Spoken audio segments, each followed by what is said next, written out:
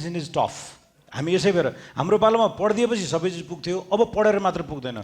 तपाईँको पढाइले तपाईँको नलेज लेभललाई प्रुभ गर्छ भने मैले भन्छु KASH भनेको केबाट knowledge, एबाट एटिच्युड। Every successful career begins with the right education, and the right choice begins at Reliance College.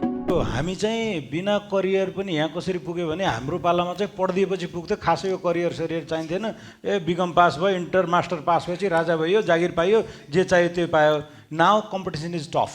हामी यसै भएर हाम्रो पालामा पढिदिएपछि सबै चिज पुग्थ्यो, अब पढेर मात्र पुग्दैन।